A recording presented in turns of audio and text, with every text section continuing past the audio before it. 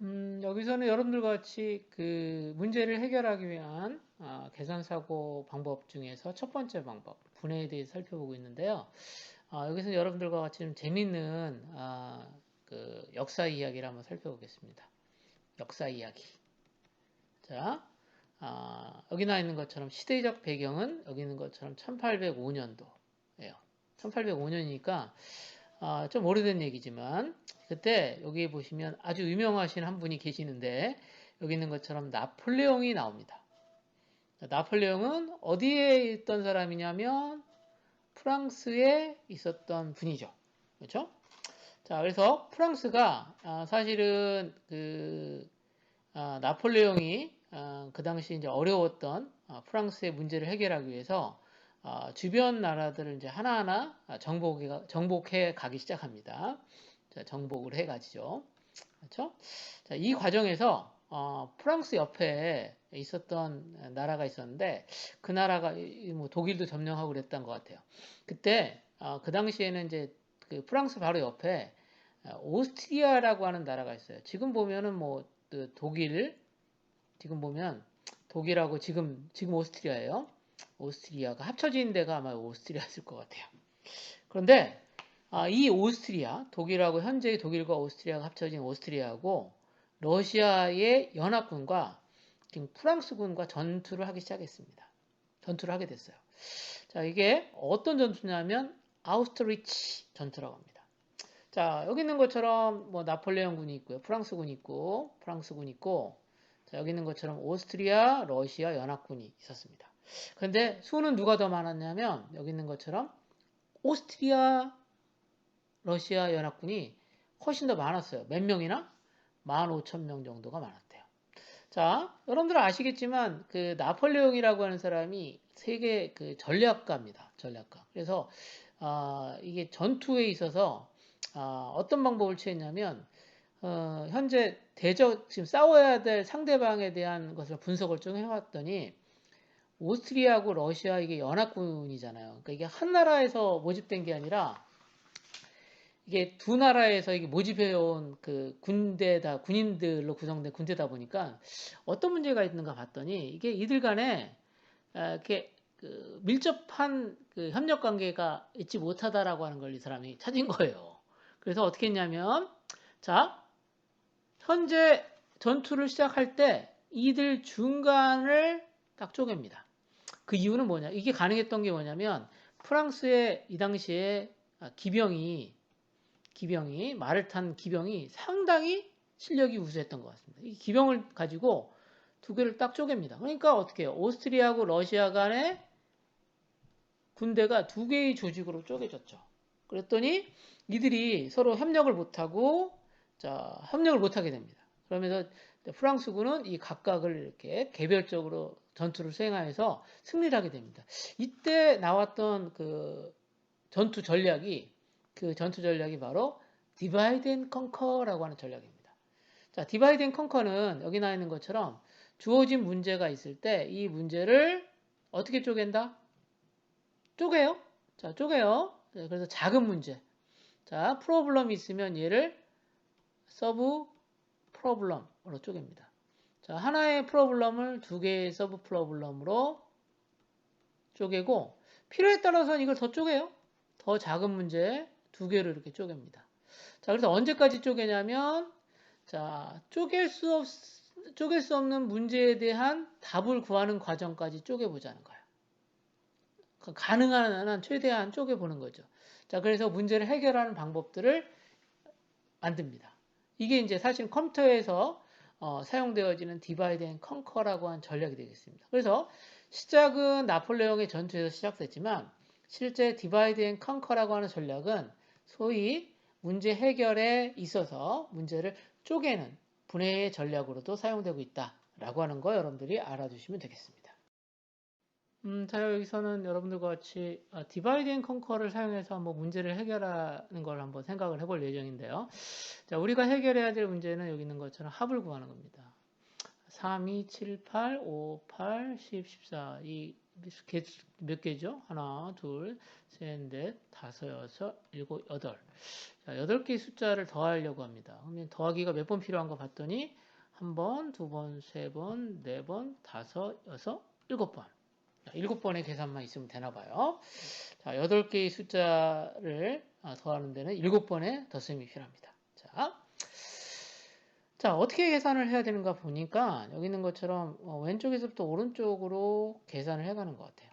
그렇죠? 여기 있는 것처럼 3에서 2를 더해서 5가 만들어지면, 자, 3에서 2를 해서 5가 만들어지면 다시 뒤에 있는 숫자 5하고 7을 더해서 12가 만들어지고, 12하고 8을 더해서 이렇게 20이 만들어지면 20과 다시 5를 더해서 자, 25가 되고, 다시 25하고 8을 더해가지고 자, 33이 되고 이렇게 쭉 하는 거예요. 그 다음 33하고 10 더해가지고 얼마가 되는 거야?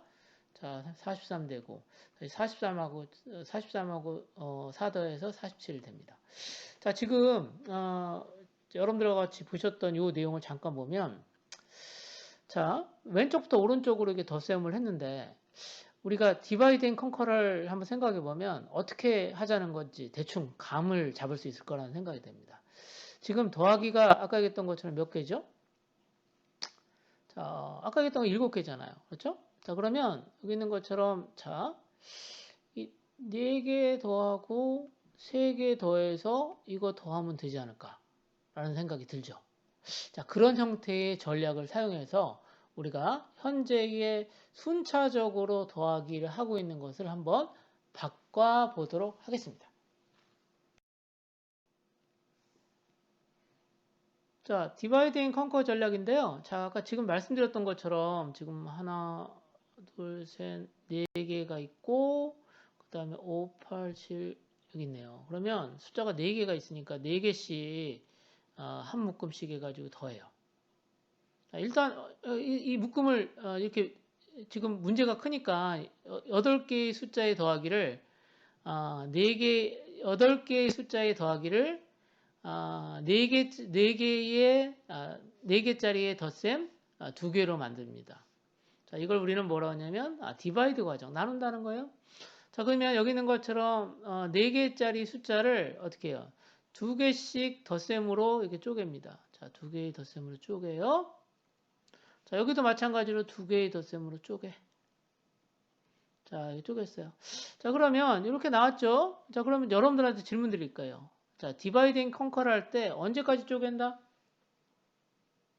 언제까지 쪼갠다 그랬어요? 더 이상 쪼갤 수 없을 때까지 쪼개는 거죠. 자, 여러분도 잘 아시겠지만 더하기를 하려면 최소한 2개의 피연산자가 필요합니다. x하고 y 이렇게처럼. 자, 그래서 이게 그 더하기를 할 때 필요한 요 2개의 값이 찾아지면 더 이상 쪼갤 필요가 없는 거죠. 그럼 그다음부터는 뭐 한다?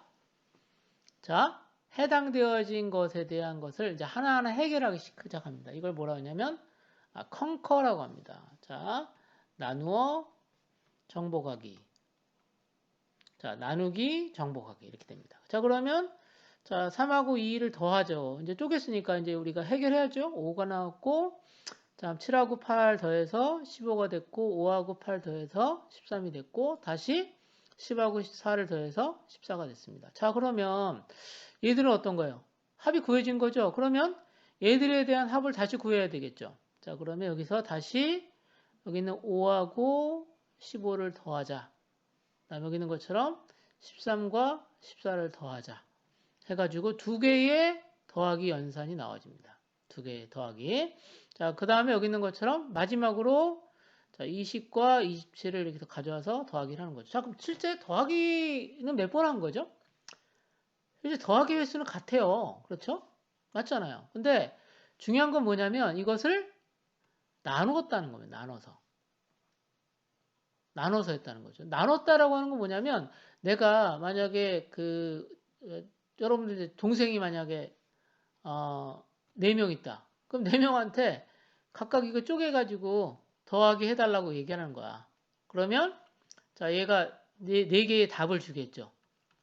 4개의 답을 줄 거니까 또 2명한테 2명의 그 다른 친구들한테 이 2개의 값이 오면 값을 더해줘 라고 하는 거죠. 자, 그러면 4명이 덧셈하고 4명이 덧셈을 하고 그 다음에 두 명이 여기 있는 것처럼 부분합을 구하고 하고 그 다음에 내가 합을 구한다면 어떻게 되겠어요? 동시에 이 작업들을 할 수 있겠죠. 대신에 여기 있는 것처럼 네 개의 합이 구해지지 않으면 여기 있는 것처럼 부분합을 구할 수는 없습니다. 알겠죠? 그러나 여기 있는 것처럼 내가 4명, 2명이 있다라고 하면 여기 있는 것처럼 네 개의 합이 구해지면 이것에 대한 부분합을 구해가지고 이걸 처리한다면 한 사람이서 이렇게 순차적으로 덧셈을 하는 것보다는 훨씬 효율적이라는 거죠. 자, 마치 뭐랑 비슷한 거냐면 파이프라인이랑 비슷한 것 같아요.